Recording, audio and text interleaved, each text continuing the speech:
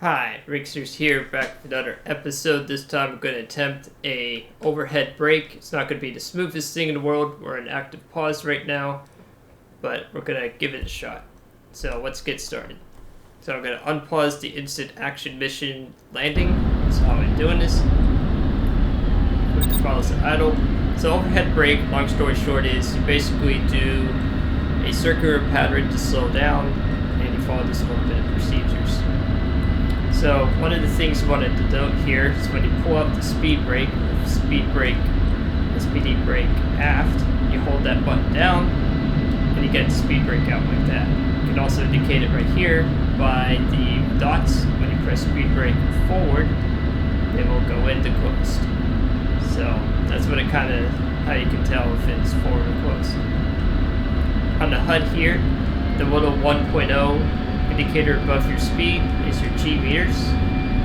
This is the speed to 98 and counting, calibrated knots. Below that is your Mach indicator, and below your Mach indicator is the nautical ballast and navigation point. Now we're going to not try to go much faster than say 300 knots, and keep the engine powered just a smidge at 80 RPM. And what we're going to do is a level turn at around 3 Gs. This does take a lot of practice, because what it's going to do is it's going to slow us down safely so we can go into final, which means the final part of flight. So we're going to roll left here, look at the runway a bit, look back at the nose, adjust the seat up and down a little bit.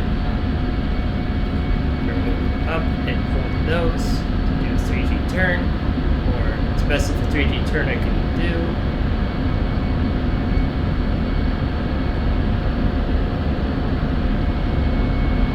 Okay, and we extend the speed brakes all the way out, and then idle back a bit, lower the landing gear with LG handle down.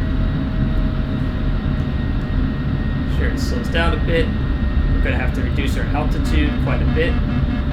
Warning. And that's where the plane warns you when you're too low. So one thing you want to look at here, I'll pause it right here. So this circle with the two little lines, that's your flight path marker. Now if I was actually a better, more competent creator and pilot virtually, I would have done this with more distance in mind, but it is hard to do while blabbing. What you want to do is you want to have this pointed towards the runway. This little C bracket directly underneath is your AOA bracket visualized on your HUD.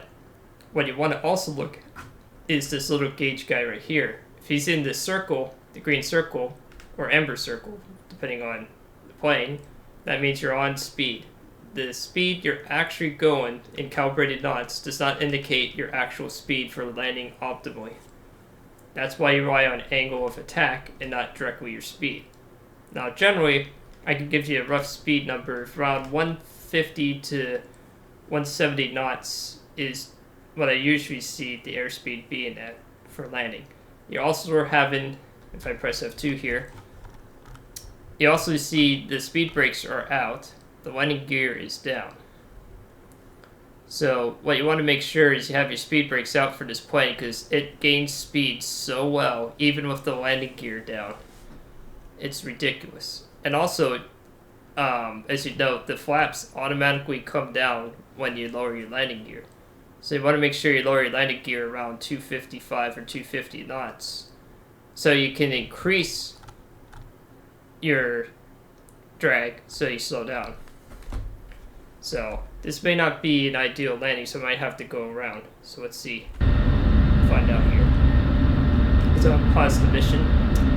So I'll slow it down here. We also notice I'm too high. So how do I correct this? I retract the speed brake, increase the thrust. I retract the landing gear by doing the landing gear handle up, or quicken on the handle here. Just a little bit up to like say 5 degrees. Maybe not much more than that. And we're going to try that again, because I didn't like what I saw there. So I'll see you back once I go back for a better landing approach. Because that can happen, you know. Okay, now we're back. So this approach is a little bit better, but I'm really crooked. So what I'm going to use is the rudder axis and roll a little bit to the right, not too much though. And I'm on better speed. The speed brakes are out, which is good. Now the flight path marker is towards the edge of the beginning of the runway, which is good. Just have to increase power just slightly. So just keep increasing the power. This pitch just a little bit up, so it doesn't get too crazy. It's a little bit tricky because you want to be just above this green bar that's between the 5 and the 0 line, so your gear doesn't go to crap. And you want to flare just when you're about radar altimeter of 30 or less. I'm actually going to go around again because I don't like this approach. Altitude. So I'll see you when I get that back again. Okay. So for final, what you want to do is you want to make sure the flight path marker is pointing towards the edge of the runway, and you keep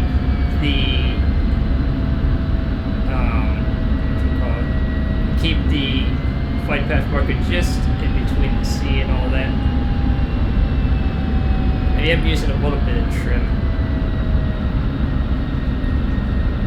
And I'm also using a little bit of power to help with this.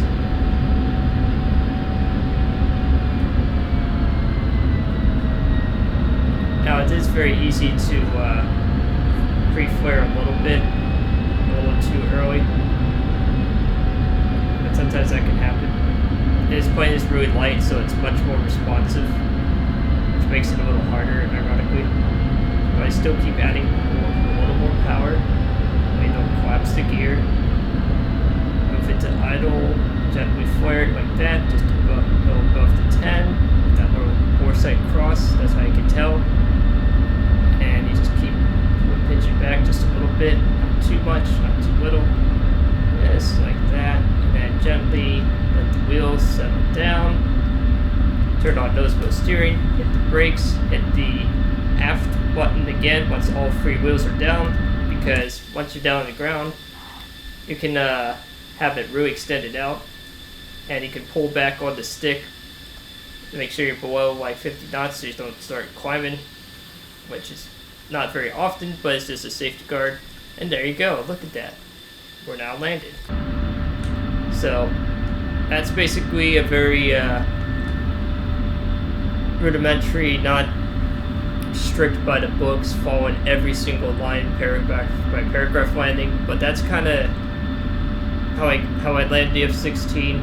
I know there's people that can do it much better than me, and I'm willing to say that because, you know, I still got to learn how to do the 3-degree glide slope from a shorter distance. If I'm given enough distance, I can land them pretty smooth as they can, but not at this shorter distance. That takes practice. And you may crash, and sometimes you might collapse the wheels. Sometimes, and what usually used to happen is I would used to land in the center of the runway and wouldn't have enough braking room and hit the gate. That can happen too. But that's why you have to practice. That's the only way you're going to get better at doing it. And yes, granted, having a better stick and throttle may sometimes help with that. But at the end of the day, this is a practice thing. So I hope you enjoyed this video. The next time around, we'll do some basic navigation with the TACAN to get to an airfield. So, hope you enjoyed this video. This is Rigsters Journey, signing off.